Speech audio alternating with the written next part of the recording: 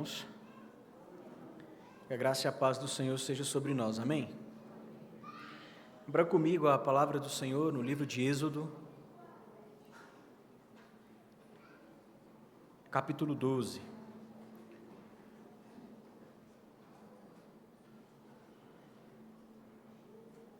Êxodo, capítulo de número 12.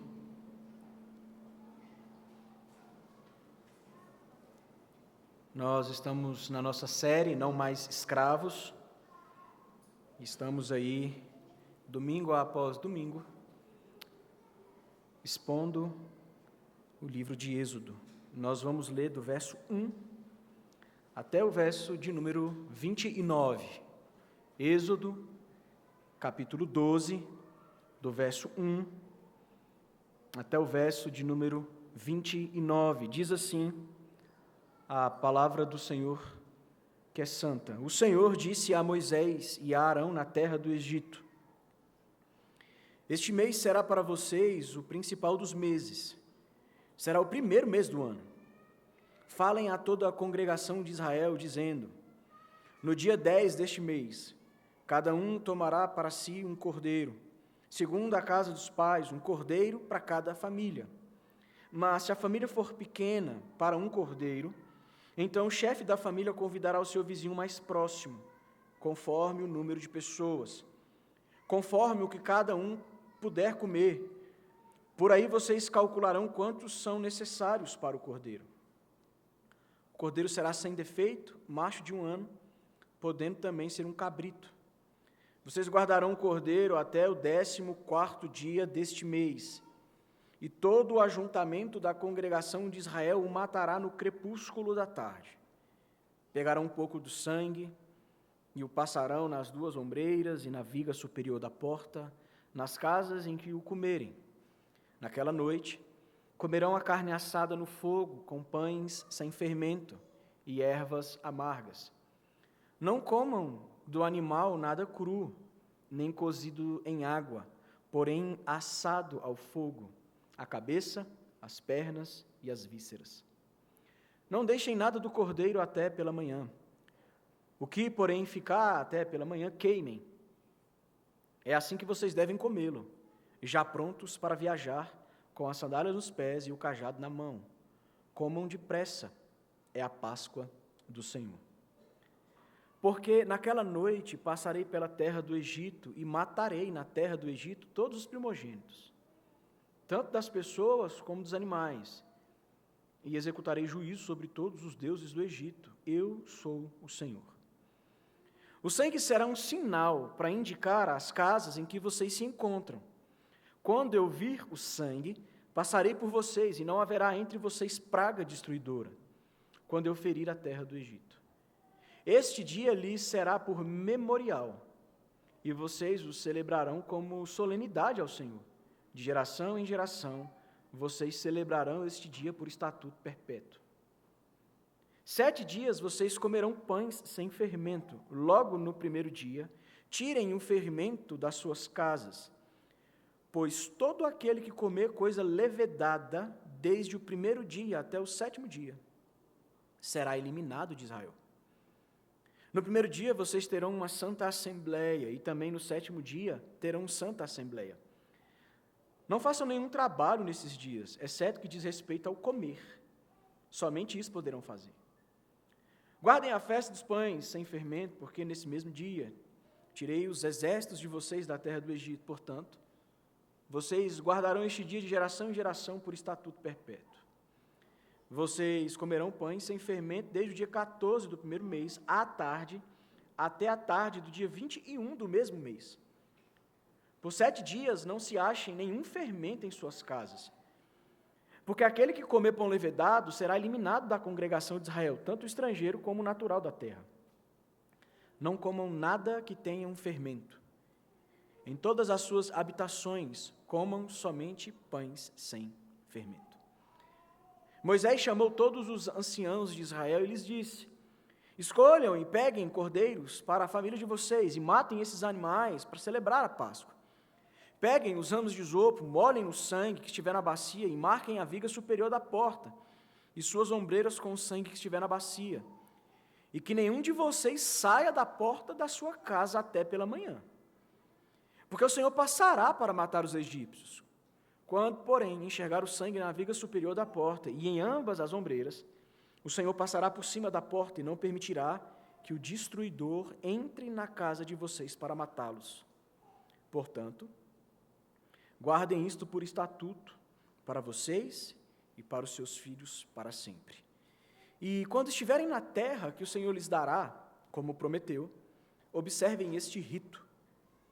Quando os seus filhos perguntarem, que rito é este? Respondam, é o sacrifício da Páscoa ao Senhor, que passou por cima das casas dos filhos de Israel no Egito, quando matou os egípcios e livrou as nossas casas. Então, o povo se inclinou e adorou. E os filhos de Israel foram e fizeram como o Senhor havia ordenado a Moisés e Arão. Até aí. Senhor, nós estamos diante da voz do Senhor, que é a tua santa palavra, a revelação do Senhor.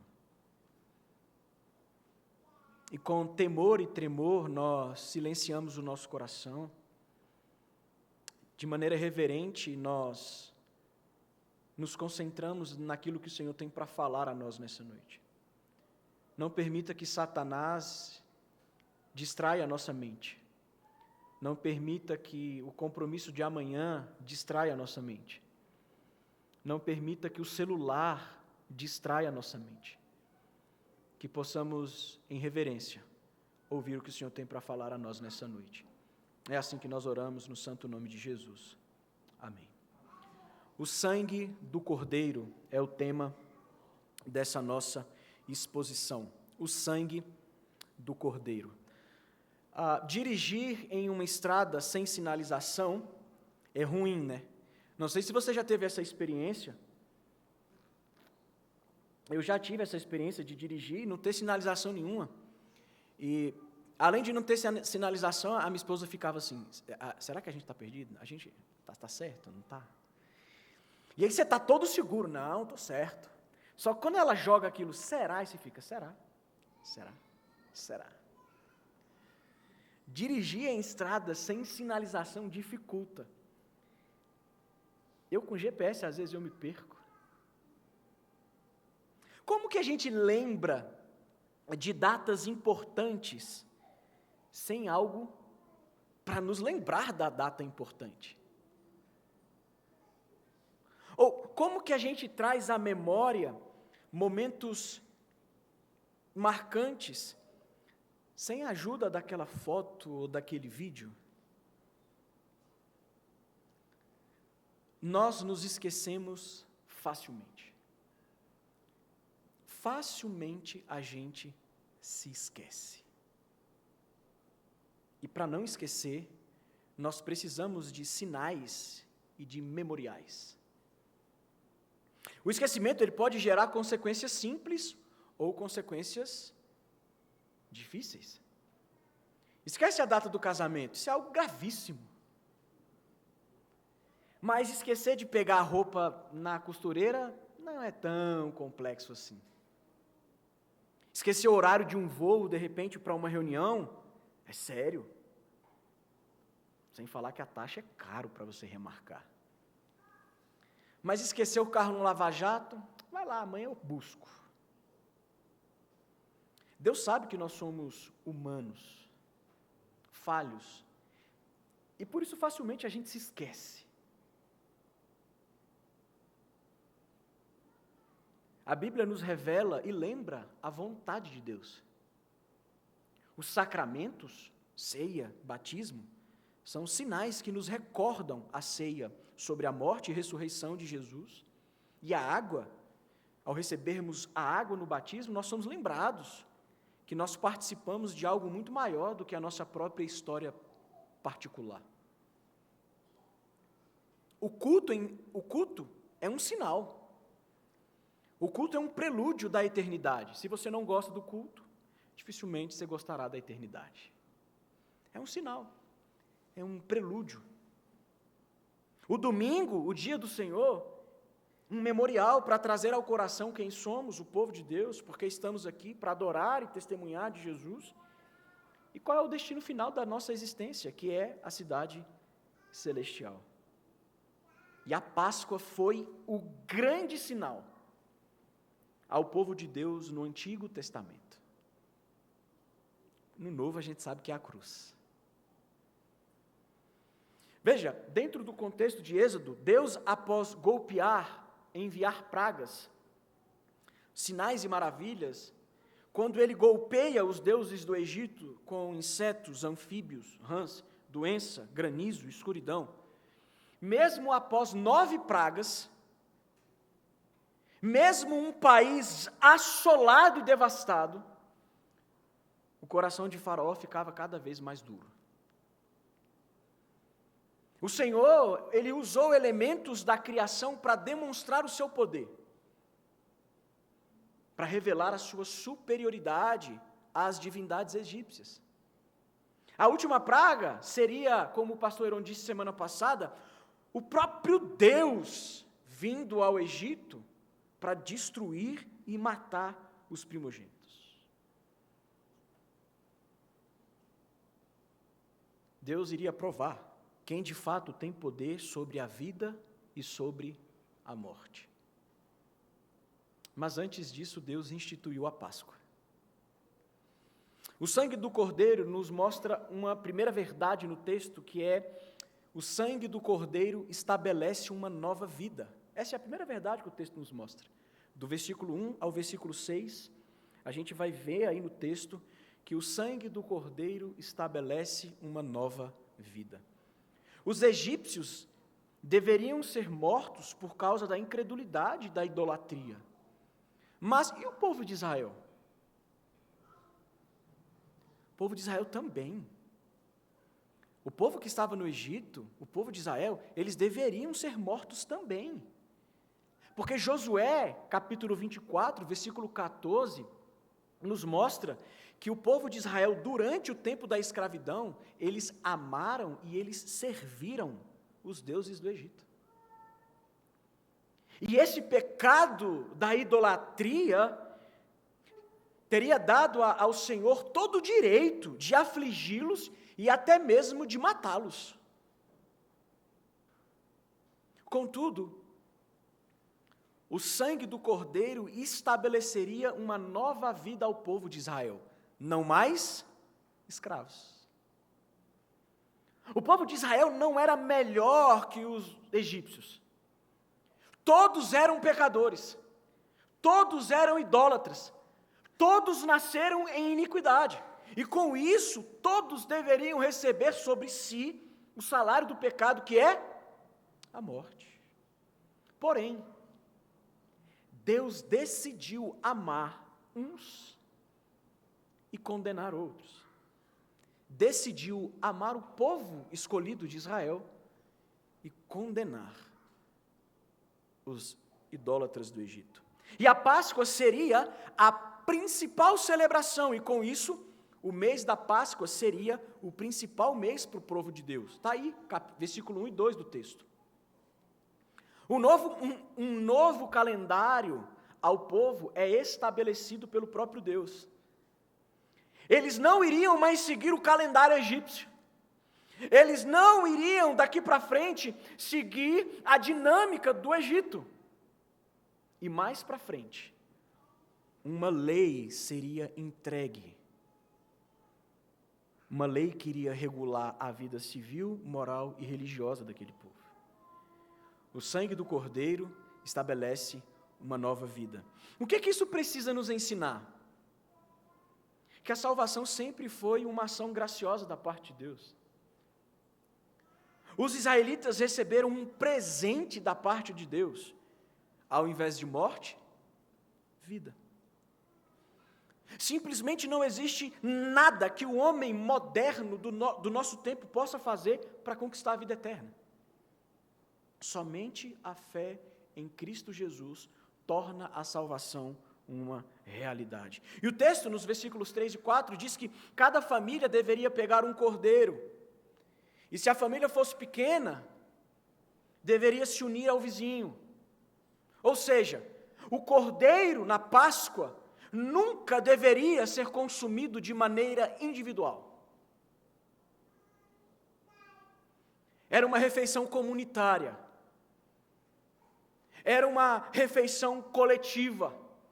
Era uma refeição familiar. Entende por que a gente não ceia sozinho em casa? Entende porque quando teve a pandemia, a IPB falou, olha, não existe ceia você na sua casa. Entende porque muitas vezes nós ficamos sem ceiar durante um longo período durante a pandemia, porque a ceia do Novo Testamento, assim como a Páscoa do Antigo Testamento, é algo comunitário. Você não faz sozinho. Mas não poderia ser qualquer cordeiro. O versículo 5 fala para nós. Tem que ser macho, sem defeito e de 1 ano de idade. O termo sem defeito no hebraico, tamim, significa perfeito ou completo. É interessante porque o cordeiro ou o cabrito, eles deveriam ser machos, sem defeito, ou seja, em um perfeito estado de saúde e de 1 ano. Mas por que de 1 ano? Por que não poderia ser um cordeiro ou um cabrito de 1 ano e 1 mês? De 1 ano e meio? De 2 anos? Porque o cordeiro ou o cabrito, ele é considerado filhote até 1 ano. O cordeiro tinha que ser um filho. Tinha que ser um filho. Quem que tirou os nossos pecados? O Filho de Deus. Deixa eu dar um exemplo, para clarear um pouco essa questão. Qual foi a oferta que Abel trouxe ao Senhor? E essa oferta foi aceita? Foi um cordeiro, um cabrito, um animal. Quem seria sacrificado a pedido do Senhor? Isaque, não é? O filho. Deus poupa Isaque, o filho de Abraão, porque no futuro o filho de Deus não seria poupado. Mas no lugar de Isaque, quem é que foi sacrificado? Um cordeiro filhote. Percebe? O Antigo Testamento sempre aponta para Jesus Cristo, o Filho. E João Batista, ao ver Jesus no Novo Testamento, como que ele exclama? Eis o Cordeiro de Deus que tira o pecado do mundo. O Cordeiro de Deus, sem defeito, o Filho, perfeito, seria o sacrifício definitivo para estabelecer uma nova vida a todo aquele que nele crer. O que essa nova vida precisa nos ensinar? Que nós vivemos a partir da redenção por meio do sangue de Cristo. Que o sangue do Cordeiro de Deus reorganiza a nossa vida, muda a nossa rotina, transforma o nosso calendário. Deixa eu te falar uma coisa, cristão, você não vive segundo o calendário secular. Porque se você vive segundo o calendário secular, você vai celebrar aquilo que Deus não celebra. Você vai festejar aquilo que Deus não festeja. Você vai se alegrar com aquilo que Deus não se alegra. Cuidado com as festas e o calendário que não é cristão. Nós somos o povo que vive a partir da realidade da ressurreição. É interessante porque, você já percebeu o versículo 6? Às vezes a gente passa batido, né? Ele diz, vocês guardarão o cordeiro até o 14º dia deste mês, e todo o ajuntamento da congregação de Israel o matará no crepúsculo da tarde. Mas veja, vocês vão guardar o cordeiro até o 14º dia. Só que o cordeiro, ele era escolhido no 10º dia. Ele era escolhido no 10º dia.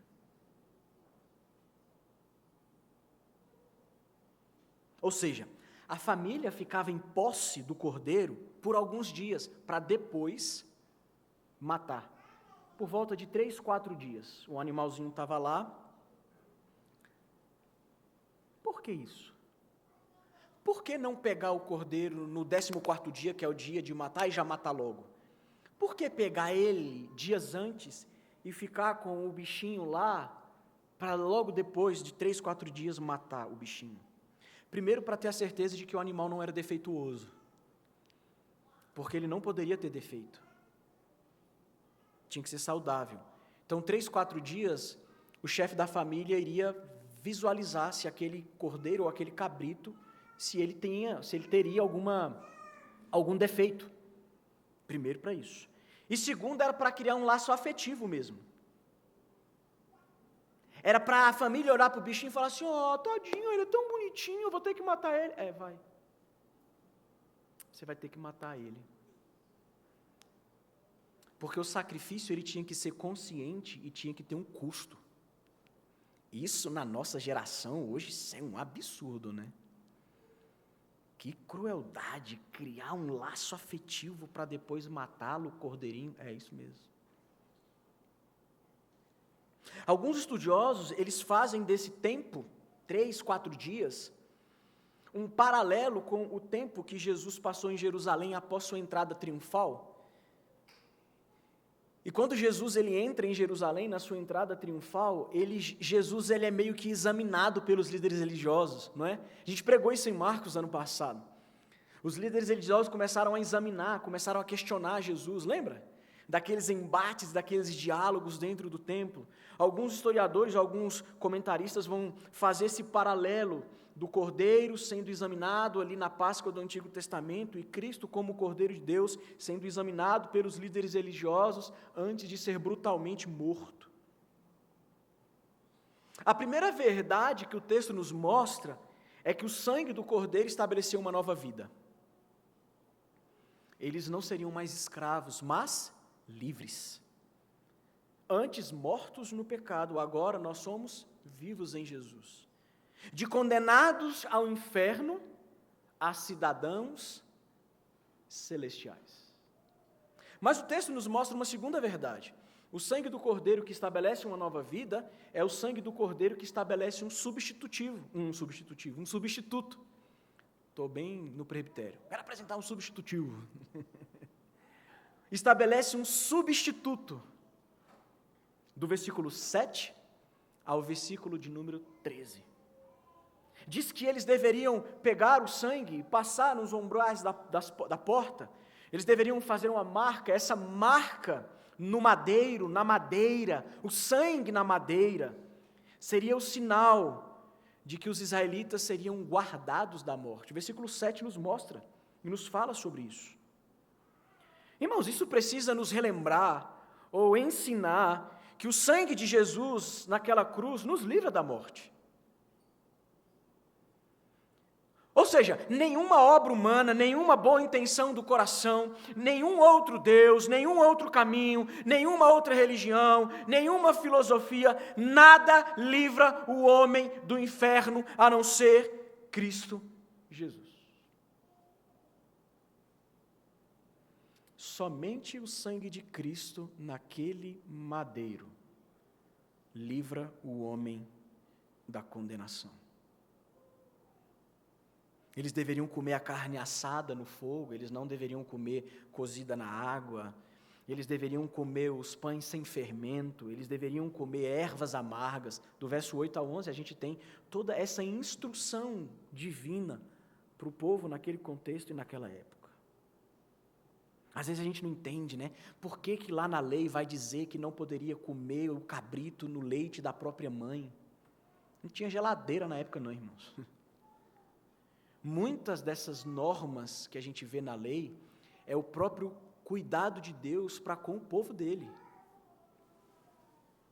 Mas veja, a erva amarga ou as ervas amargas seria um sinal ou um lembrete do sofrimento e de como que os egípcios fizeram a vida do povo de Deus ser amarga.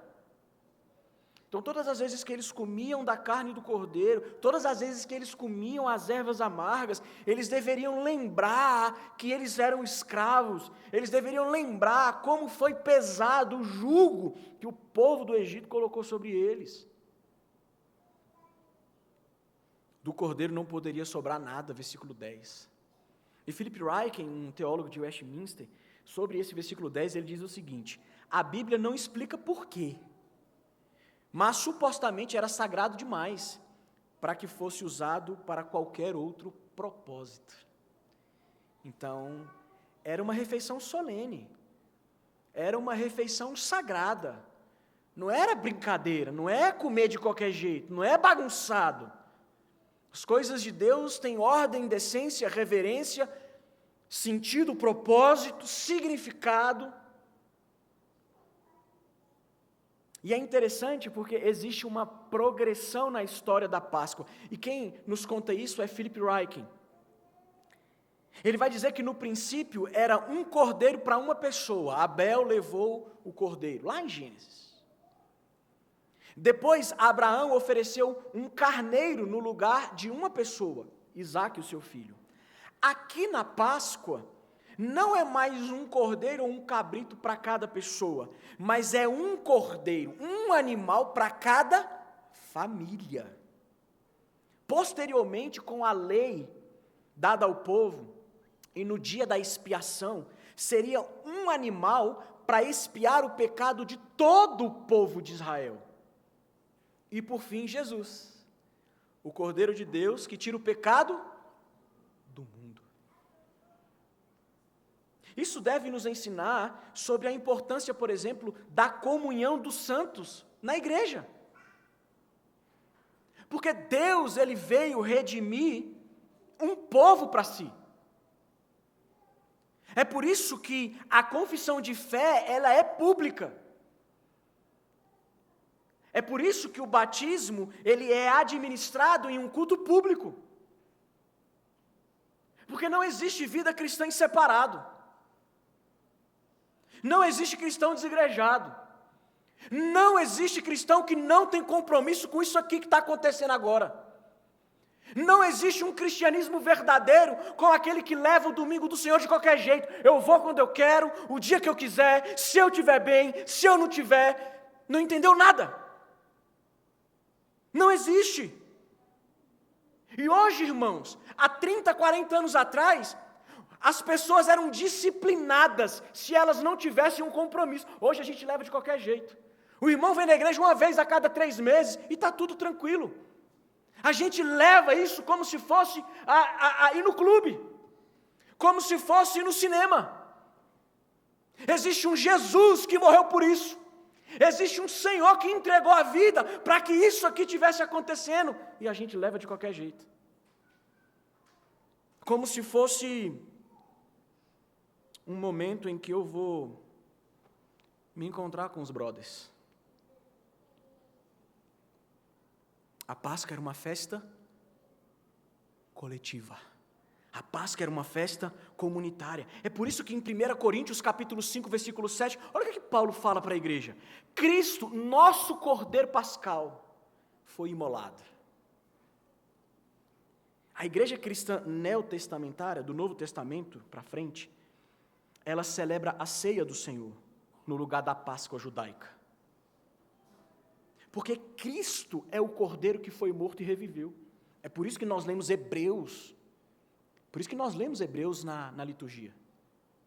O sangue de bodes, touros, cabritos, cordeiros, não podem perdoar. Aquilo era só um sinal do que iria acontecer. Você pode matar 1 milhão de cordeiro, ele não redime. Você pode derramar sangue de touro, de bode, de cabrito, tanto que você quiser, não salva. É apenas um sinal. Então, como que o povo do Antigo Testamento foi salvo, pastor? Crendo na promessa. Da mesma maneira que eu e você fomos salvos. Alguém viu Jesus pendurado na cruz aqui? Alguém viu o lado dele ser furado e o sangue escorrer? Não, não viu. A gente é salvo porque a gente crê que o que está escrito aqui, de fato aconteceu. Então, todos esses sacrifícios, rituais, era apenas uma sombra daquilo que seria uma realidade. Apenas uma sombra, que é o que nós lemos na liturgia. Jesus, Hebreus 4,15, Ele é o Cordeiro perfeito, sem pecado algum. Então, enquanto os judeus no primeiro século celebravam a Páscoa no tempo de Jesus. Lembra que Jesus, o Evangelho nos mostra, Jesus estava celebrando a ceia com os discípulos, não é? Esse é meu corpo que é dado por vós, esse é o cálice da nova aliança, o sangue. Todas as vezes que vocês comerem desse pão, beberem desse cálice, lembrem de mim. Mas no momento em que Jesus estava com os seus discípulos, naquele lugar, naquele espaço geográfico, naquela casa, em milhares de outras casas, as pessoas estavam matando o cordeiro e cumprindo a Páscoa judaica. O que Jesus está falando para os discípulos? Porque Jesus com os discípulos não estava matando o cordeiro, não estava comendo. Ele está dizendo, a Páscoa é sobre mim. Eu sou o cordeiro sacrificial. É isso que Jesus está dizendo. O versículo 6 mostra que o cordeiro deveria ser morto no crepúsculo da tarde, ou seja, ao pôr do sol. E no pôr do sol em Jerusalém, enquanto os pais estavam ali, os chefes das famílias, né, o homem, o pai, estava preparando o cordeiro para apresentar como expiação dos pecados, conforme a lei de Moisés, enquanto eles estavam comendo o cordeiro na festa da Páscoa, quem estava grudado na cruz? Jesus Cristo, com o seu lado aberto e o seu sangue derramando, jorrando, porque Ele é o Cordeiro de Deus que tira o pecado dos homens. Então, irmãos,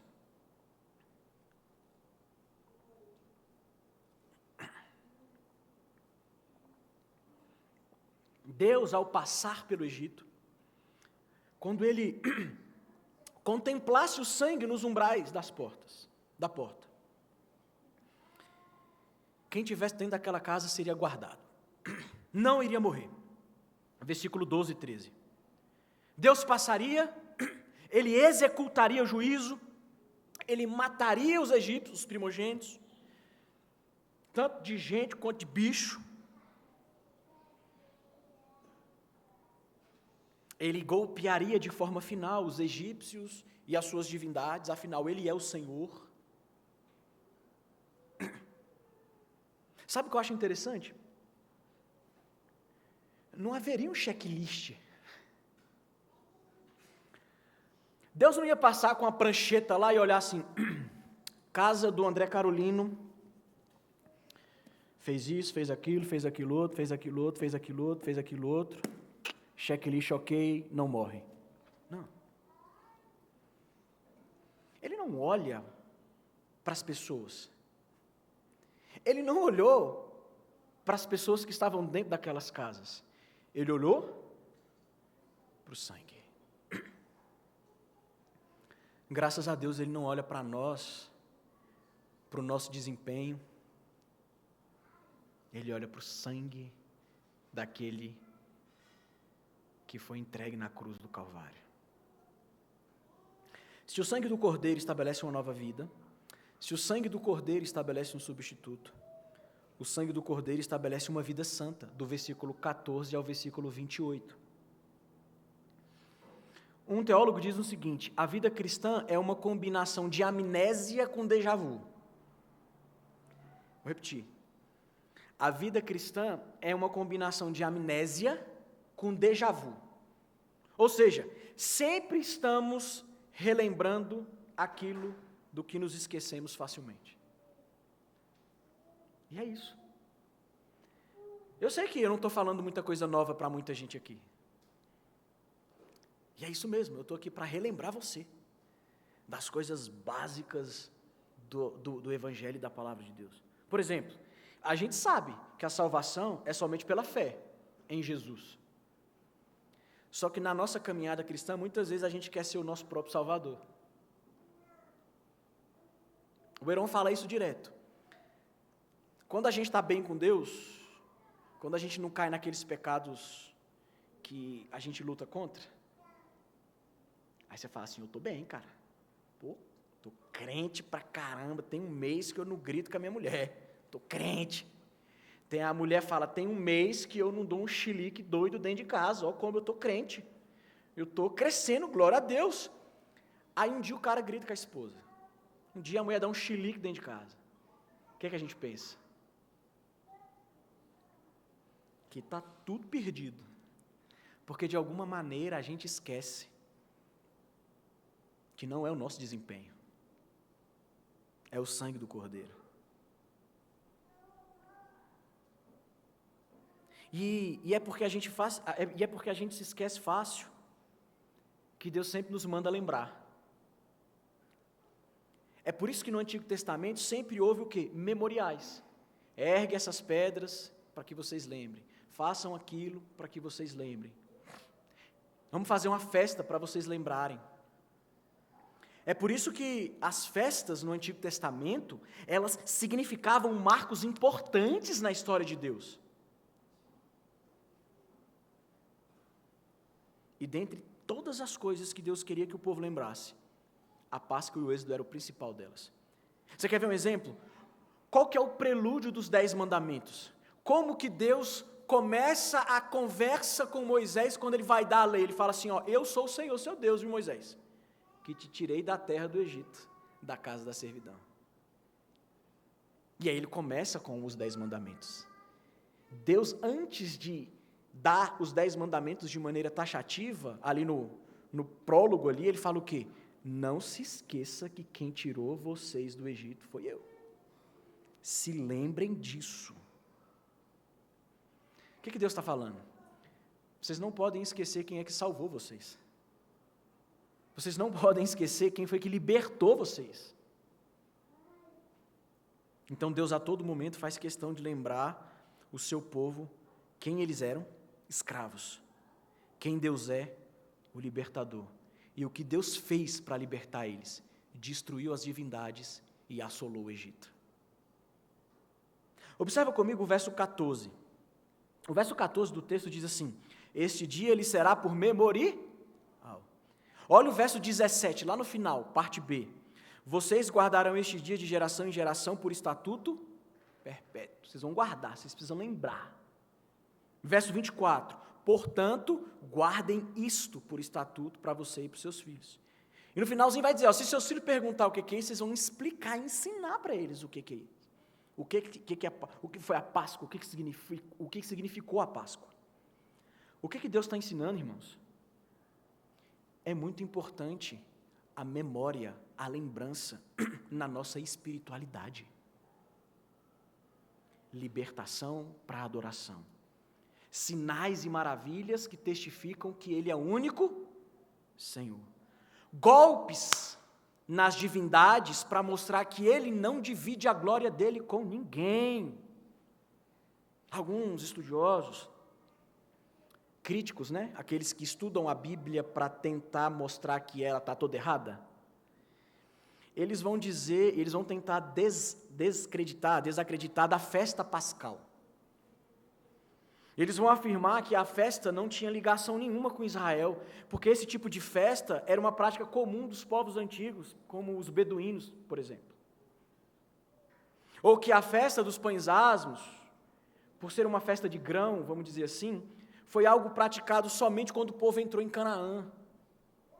Só que a própria Escritura, esse texto, liga a Páscoa aos pães sem fermento, como uma festa única.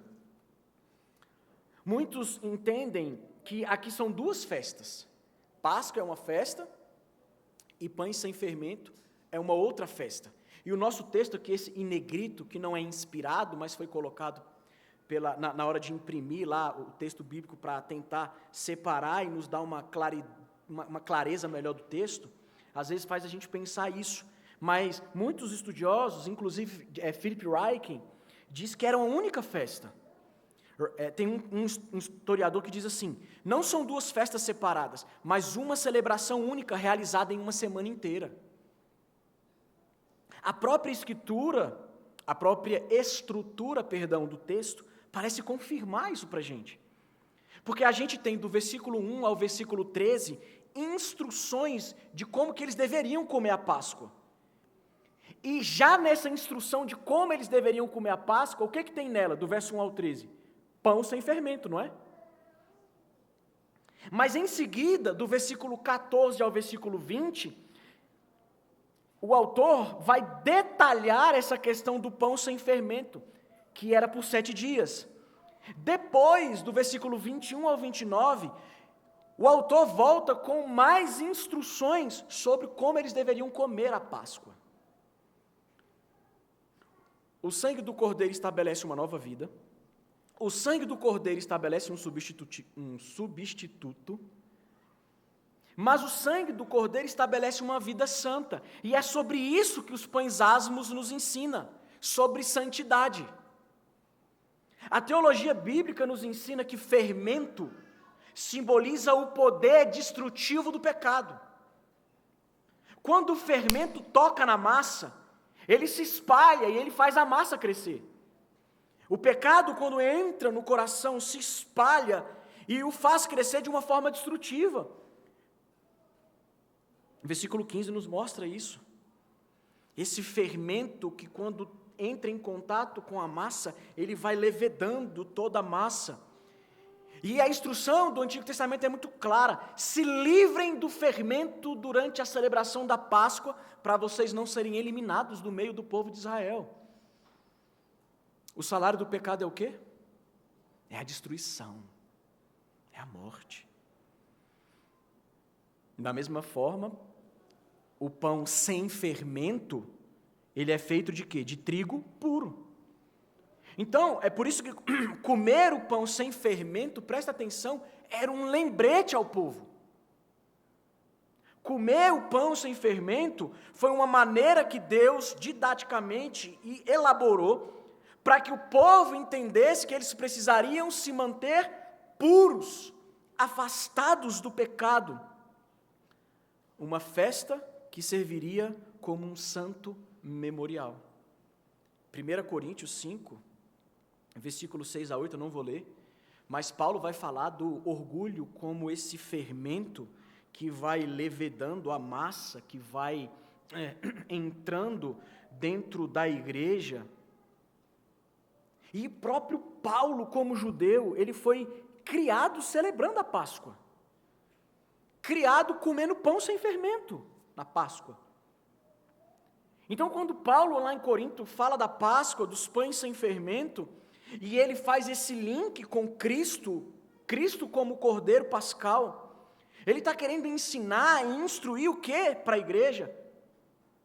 Que o velho fermento, pecados da vida sem Cristo, no caso ali Paulo fala do orgulho, e ele faz o contraste do orgulho com a vida santa, com a vida sincera, com a vida verdadeira. Isso precisa ser extirpado. Mas não foi só Paulo, irmãos, que falou sobre o fermento. O próprio Jesus, lembra lá em Lucas 12, 1?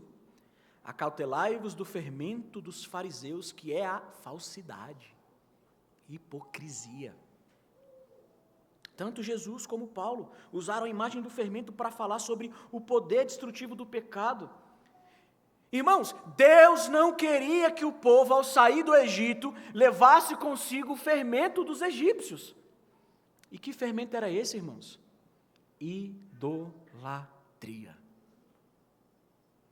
Deus estava golpeando as divindades e o povo dele não deveria levar essa massa com fermento, não deveria levar esse estilo de vida pecaminoso. John Mackay vai dizer: a instrução de banir o fermento de suas casas e de não levar consigo nenhum fermento do Egito era um gesto que simbolizava deixar para trás todas as influências do Egito. Eles ficaram lá por 400 anos. Nós não celebramos a Páscoa judaica. A gente não mata cordeiro, não come erva amarga, não come pão sem fermento. Porque a Páscoa judaica olha para trás, para o Êxodo, para a antiga aliança. Nós celebramos a ceia do Senhor, que olha para a nova aliança, para o corpo esmagado, para o sangue derramado. Jesus é a nossa Páscoa. E qual foi a ordem de Jesus sobre a ceia, irmãos? Fazer isto em memória. Ele quer que a gente lembre. Você não pode esquecer quem te libertou. Você não pode esquecer quem te salvou. Você não pode esquecer quem te santifica. Ou seja, nós não temos a Páscoa judaica com seus pães, asmos. Nós temos o sacramento da ceia, que lembra quem nós somos, quem Deus é e o que Ele fez em Jesus por nós. Caminhando para o final. O que os pães asmos nos ensinam? Deus nos libertou e nos deu uma nova vida para ser vivida em santidade. Qual pecado você decidiu tolerar? Talvez você tenha sido influenciado pela cultura secular, que afirma que a falta de paciência não é um pecado, é um traço de personalidade. Já viu isso? Não é que ele não tem paciência, não é que ele não tem domínio próprio, esse é um traço de personalidade. Talvez você foi engolido pela influência secular que diz que pecado não é pecado, mas a Bíblia diz que pecado é pecado, que falta de paciência é pecado. Talvez você foi moldado pelo espírito da nossa época, que rotula pecado como doença. Já ouviu falar que murmuração não é pecado? Murmuração não é pecado. Eu recebi um dia um vídeo de um irmão aqui da igreja sobre murmuração. E lá falava que murmuração não é pecado. Lá fala que murmuração é um estresse crônico. Qual fermento você tem guardado no seu coração? O problema é que pecado mata. O verso 19 e 20 fala isso pra gente. Você está entendendo, entende que pecado é pecado? Ou você muitas vezes está relativizando o pecado por causa da influência dos nossos dias? A Páscoa não é sobre libertação, só isso. A Páscoa é sobre salvação. Não é apenas tirar o povo de uma terra, é tirar o pecado do coração. Não é apenas uma libertação geográfica, é uma libertação espiritual. Qual foi a reação do povo quando eles receberam essas instruções? Versículo 27 do texto fala: eles caíram de joelhos em adoração. Depois eles se levantaram, verso 28, e fizeram tudo como Deus determinou. Qual a sua reação ao lembrar, domingo após domingo, que você foi liberto para adorar e ter uma vida santa? Não somos mais escravos. Não estamos mais sob o domínio do pecado. Não somos mais prisioneiros das trevas. Veja, antes, eu e você, a gente nem podia lutar, porque o pecado nos dominava. Antes, a gente não tinha condições de fugir, porque éramos escravos. Não mais escravos. O sangue nos deu uma nova vida. O sangue nos deu um substituto. O sangue nos dá uma vida santa. Eu sei, irmãos. Como eu sei que a luta contra a presença do pecado é difícil. Muitas vezes a gente cai. Muitas vezes a gente faz aquilo que a gente não quer fazer. E a gente peca contra o Senhor. O coração se entristece. E o que Satanás faz? Ele vem nos acusar. De novo o mesmo pecado. Você ainda tem a ousadia de orar pedindo perdão por esse pecado de novo. E aí, não sei você, mas às vezes eu me sinto meio que uma farsa. Senhor, de novo eu errei nesse pecado. Mas o sangue foi derramado, irmãos. O sangue é a garantia. E não o nosso fracassado desempenho. Glória a Deus por isso. Lute contra o pecado. Mas não desanime quando você cair nele. Persevere. Todos nós gostamos de sinais. Todos nós precisamos de lembretes. Todos nós necessitamos de memoriais. Qual o sinal do reino de Deus nesse mundo? A igreja. Eu, você, nós somos o sinal de Deus ao mundo. Um casamento saudável em tempos de divórcio. Um homem fiel à esposa em tempos de traição. Pais que abraçam a missão de cuidar dos filhos em tempo de orfandade. Cidadão justo em tempo de corrupção. filhos obedientes em tempo de rebeldia, amigos que permanecem em tempos de relacionamento líquido, cristãos corajosos que testemunham em tempos de cancelamento por causa da fé. A Páscoa não é sobre um cordeiro. A Páscoa não é sobre pães, sobre ervas, sobre fermento, ou sobre o sangue de um bicho. Ela apontava para um homem que veio ao mundo. A Páscoa revelava o filho obediente ao Pai e à missão. Sinalizava sobre o único que tem poder de libertar o homem da escravidão. A Páscoa é sobre aquele que é o centro de todas as coisas. Que é o centro de todas as coisas, em todos os lugares e em todas as eras. Porque é tudo sobre Jesus. Porque Jesus é o centro de tudo que existe. Fique de pé, vamos cantar essa música.